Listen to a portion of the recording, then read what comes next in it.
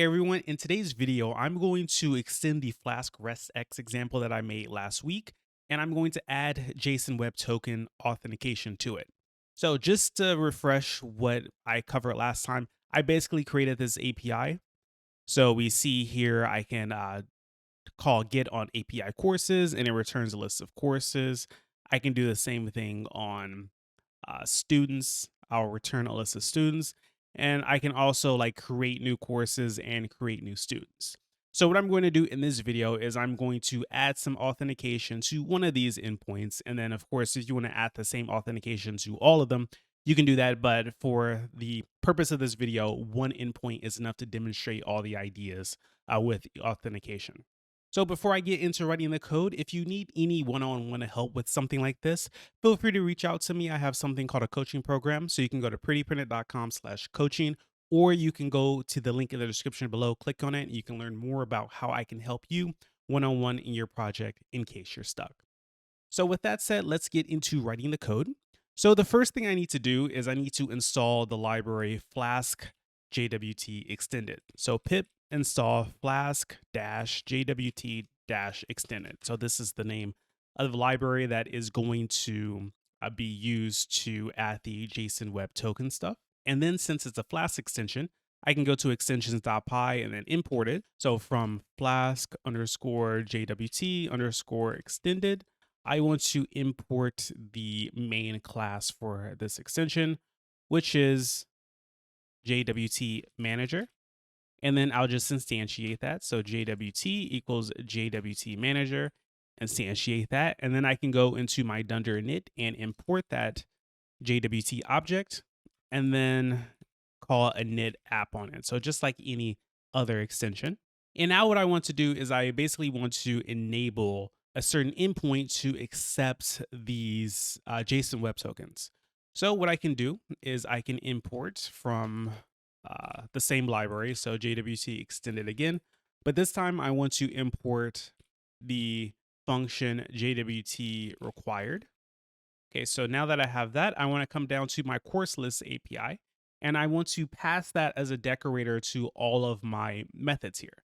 So I can't simply put it as a decorator like I have the namespace Marshall list with and expect, but I can do it like this. So I have a class attribute called method decorators, and it's a list. And inside the list, I just pass all the decorators. So this one's going to be JWT required. I need to call it. And then this will be run for each one of my methods. So let me start, and I'll go back and I'll just execute API courses. And we see I get this unauthorized error, and it says missing authorization header. And that's because I don't have the auth credentials being passed to this endpoint. So now let's set this up. So if I were using something like Postman, what I could do is I can just pass their credentials directly. What I want instead is the ability to pass their credentials through Swagger. So I need to set that up. So what I need to do is I need to pass basically a dictionary that describes the nature of the credentials that can be passed to a particular endpoint. So what I can do is I can create a dictionary called authorizations. So authorizations. And inside, I can specify the types of things that can be passed. So now I need a name for the authorization that I want. Let's call this JSON Web Token like that. And then this takes three things. So it takes a type. This type is going to be an API key. It takes a location. So where is it? So it's going to be in the header. And then finally, the name of the header key that we're looking for. So the name of the header key when you're using JSON Web Tokens is authorization. So of course, this can be anything you want if you are using some other type of API key. But for our purposes, we're using JSON Web Tokens, so it's going to be in the header. So now that I have this authorizations dictionary, I can pass this dictionary to my namespace when I instantiate it under the same name. So authorizations equals authorizations. And then finally, what I have to do is I have to tell it that that particular authorization is valid for my endpoint. So let's go to Git, and I can decorate this now. So ns.doc and then security equals the name of the key that I created. So JSON Web Token. So let's save that and go back to Swagger. So I need to refresh and I'll go to my API courses and note that on API courses, I have this little lock here. So this lock means it can take some credentials. So if I click on the lock here, it pops this up. So it says JSON Web Token is a type of API key. The authorization is the name and it's in the header. And then the value that I want for this is going to be bearer and then the actual JSON Web Token. So let me generate a JSON Web Token. So I can do this in the code and I'll do this eventually. But to start, what I'll do is I'll generate it in the shell here. So I just ran Flask shell and I'm going to import from Flask-JWT-Extended again. And I'm going to import this function called create access token. And then I'll just call it and I'll pass my name. So Anthony.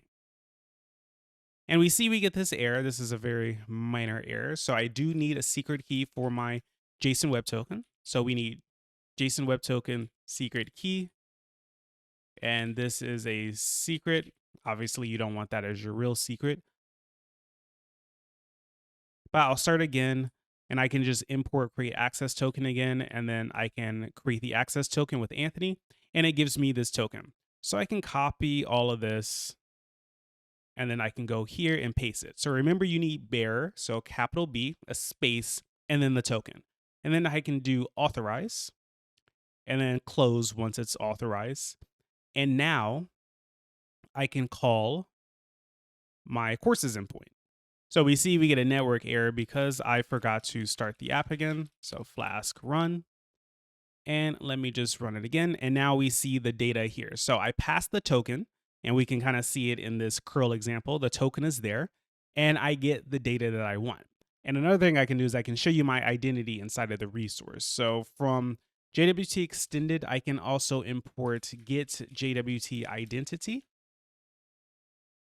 And I can just call this inside of any endpoint that is using JSON Web Tokens. So here, I can just call this function. I can print.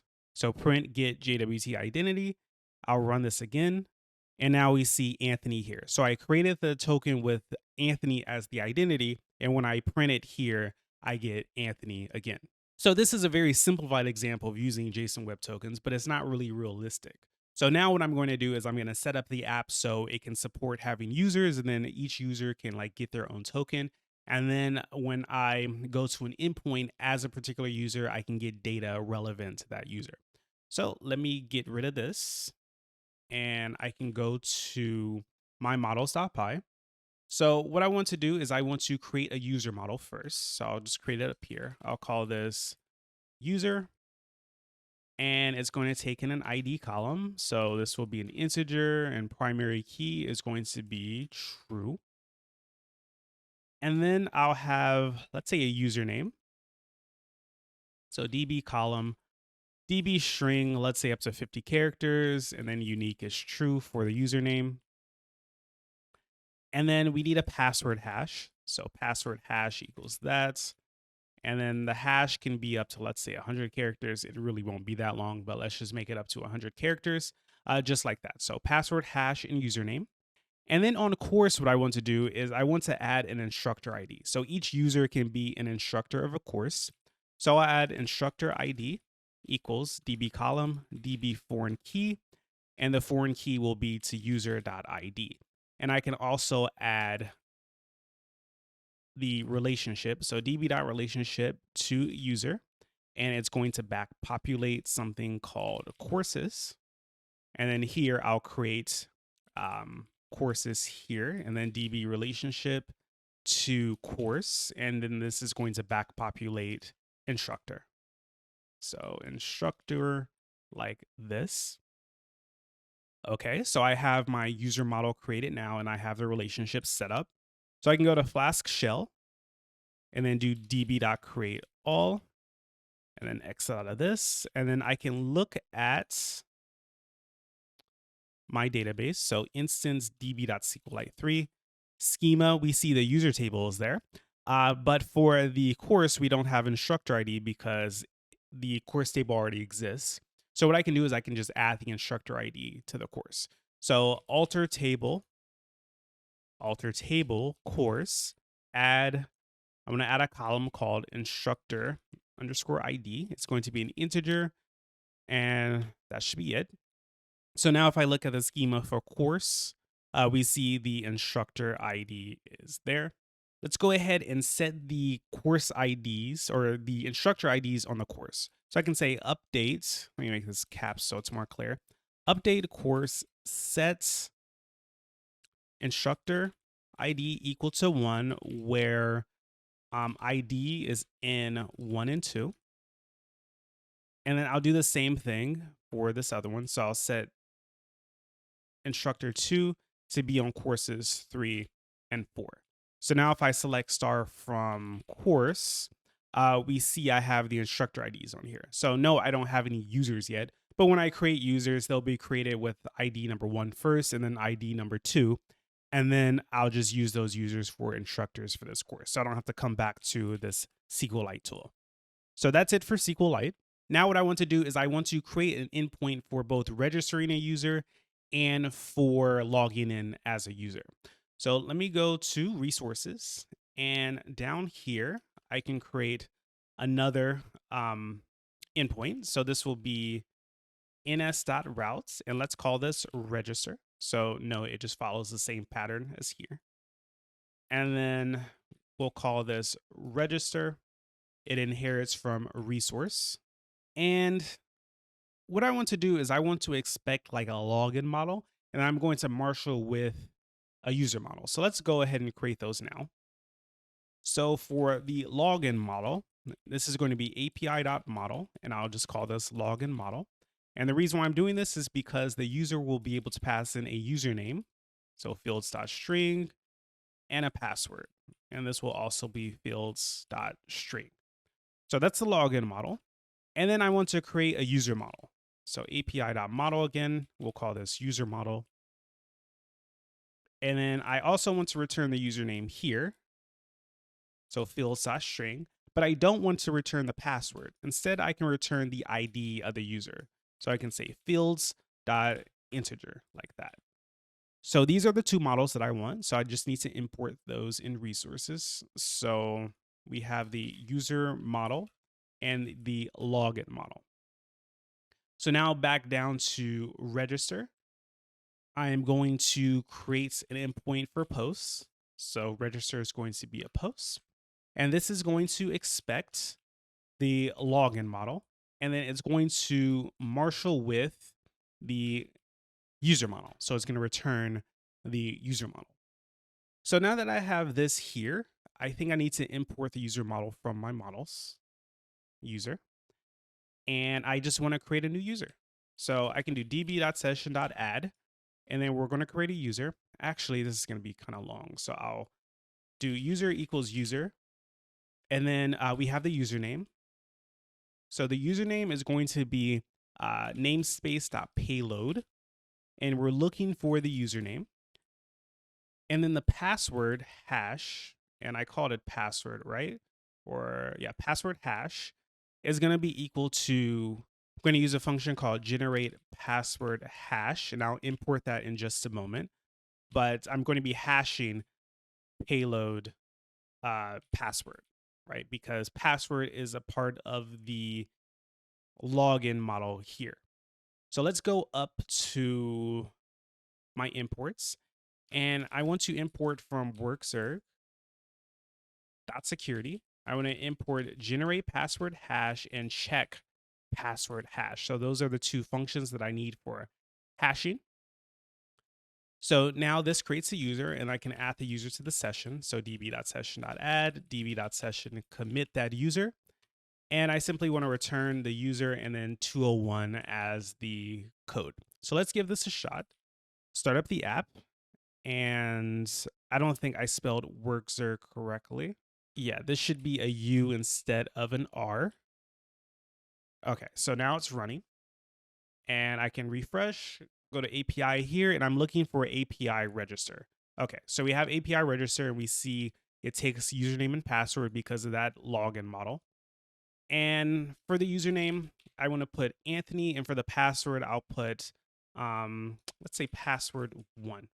So execute, and we see ID 1 and username is Anthony. And then I'll create another user. Let's call her Brittany. And actually, those are my student names. So I'll use a different name. Let's say Zoe and run that. So now we have Anthony and Zoe in the database. So if I go to my database again, select star from user, we see I have two users in the database, Anthony and Zoe, and we see the password hash here. So like their actual password isn't stored in the database. So now that I have that, now that I can register users, the next thing I want to do is I want to be able to log in users. So I can create another resource for this. So ns routes / login. And this class will just be login resource like this. And then this is going to also expect the login model. This one won't have a Marshall with. I could create a model for this, but I'm not, since this is for the access key. And then this will be post as well. And what I want to do is I first want to get the user. So user equals user.query filter by, and then we want the username that is equal to ns.payload of the username. So we need to look for the username that they pass in. And if we say if not user, so if the user doesn't exist, we can return an error. So I can say something like user does not exist, and I can pass in a status code. So let's say 401 for the status code. And then I can check the password. So I can say if not check password hash. I can take the user.password hash and compare it to the ns payload. And then this will be password. So this function will make sure that the value that's passed in matches something that could be hashed to what's in the password hash column at the moment. So if that doesn't work, then I want to return error, incorrect password, or just any other error message. And then return 401 as well. And then if all of that works, then what I want to do is I want to return the actual access token. So we'll call this access token here, and I'm going to create access token. So the same function that I used on the shell, and I want to pass back the username. So user.username. So let me import this. So create access token from Flask-JWT-Extended, and let's give this a try. So let's start up the app again. And then let's go to login after refreshing. So log in. First, I'll try it out with the defaults, and we see user does not exist, which is fine. And then I'll put in Anthony without changing the password, run it, and we see incorrect password. Now I'll use the correct password, which is password1.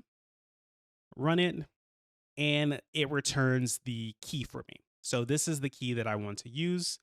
I'll copy that, and then when I go to call API courses, what I can do is I can put bearer here, paste in the key, authorize, and then I can then run this as Anthony. So now that I have that, what I want to be able to do is I want to have the user call this endpoint for courses, and it will automatically take their user ID and filter based off their user ID. So instead of returning all the courses, so I see 4 courses now, it will return only the courses that I am an instructor for, or the user is an instructor for.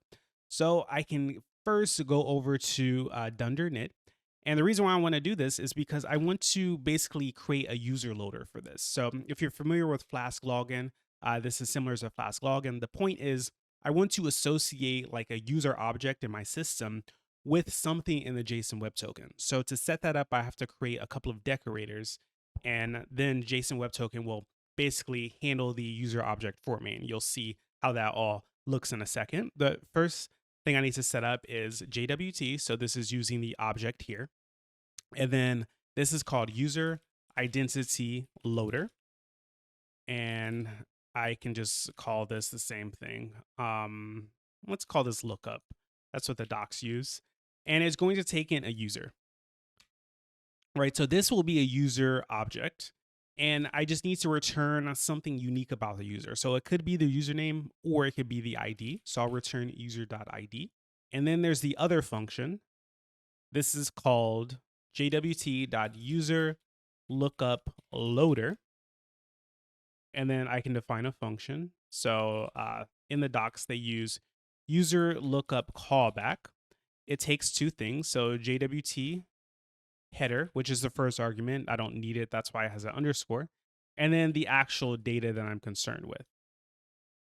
So I need to get the identity. So they put the identity. So the identity is just like who the user is. They put this in the data under sub. So they just do that. And then I need to return the actual user object. So return user query filter by, and then ID is going to be equal to identity. So this ID or this identity is kind of equal to whatever this is here. So because this is an ID, identity will be an ID. So I can filter by ID here using identity. And then I can just return, I think 1 or none.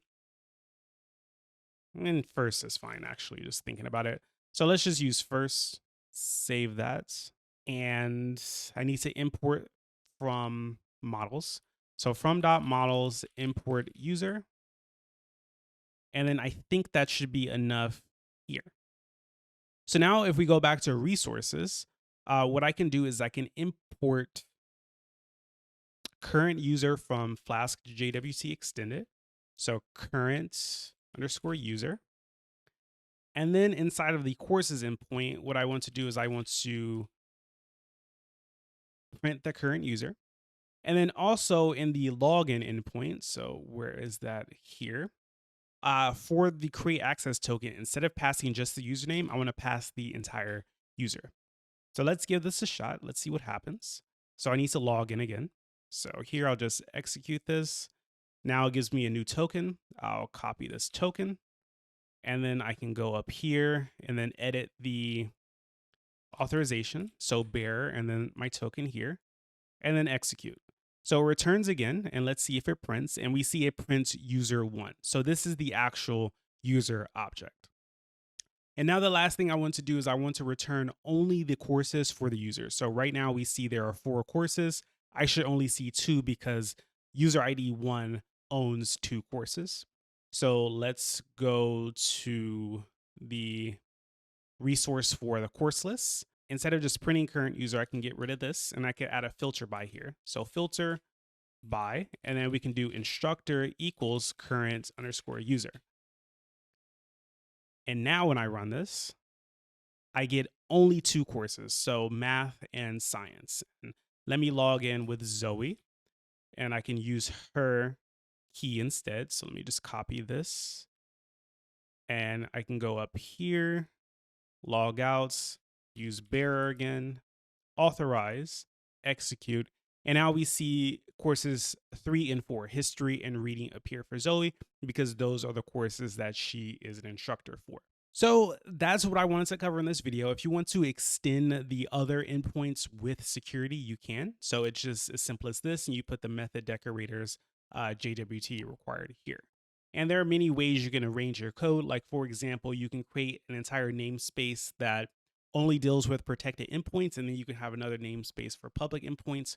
Or you can do it like this, where one endpoint here has the protected endpoints, but other resources don't have the protected endpoint. So it's up to you how to do it, but this is like the main thing that you have to understand before you can do any of that. So that's it for this video. If you have any questions about anything that I've done here, feel free to leave a comment down below. If you like this video, please give me a thumbs up. And if you haven't subscribed to my channel already, please subscribe. So thank you for watching, and I will talk to you next time.